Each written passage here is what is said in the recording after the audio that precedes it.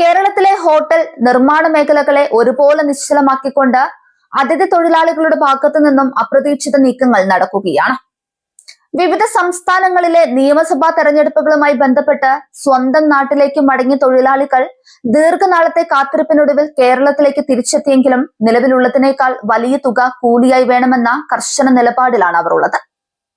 തെരഞ്ഞെടുപ്പ് കാലത്ത് തൊഴിലാളികൾ കൂട്ടത്തോടെ നാട്ടിലേക്ക് മടങ്ങിയത് കഴിഞ്ഞ കുറച്ചു മാസങ്ങളായി നിർമ്മാണ പ്രവർത്തനങ്ങളെയും ഹോട്ടൽ വ്യവസായത്തെയും സാരമായി ബാധിച്ചിരുന്നു.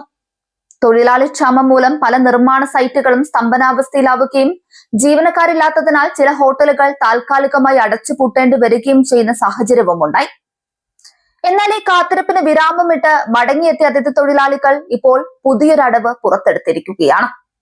തിരിച്ചെത്തിയ ഒട്ടുമിക്ക തൊഴിലാളികളും ദിവസക്കൂലി 1000-ന് മുകളിൽ വേണമെന്ന് ആവശ്യപ്പെടുന്നതോടെ ചെറുകിട സംരംഭകരും കരാറുകാരും വലിയ പ്രതിസന്ധിയിലായിരിക്കുകയാണ്.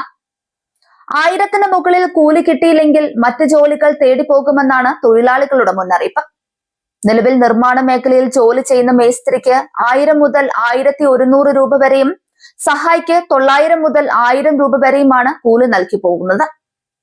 എന്നാൽ തിരിച്ചെത്തിയവരിൽ പലരും മേസ്ത്രിക്ക് 1500 രൂപയും സഹായിക്ക് 1300 രൂപയും വേണമെന്ന ആവശ്യത്തിൽ ഉറച്ചു നിൽക്കുകയാണ്. സമാനമായ രീതിയിൽ ഹോട്ടൽ മേഖലയിലും തൊഴിലാളികൾ പിടിമുറുക്കുകയാണ്. വിപണിയിൽ ഭക്ഷണ സാധനങ്ങൾക്ക് വില വർദ്ധിച്ച സാഹചര്യത്തിൽ തങ്ങളുടെ കൂലിയും അതിനനുസരിച്ച് വർദ്ധിപ്പിക്കണമെന്നാണ് അവരുടെ ആവശ്യം.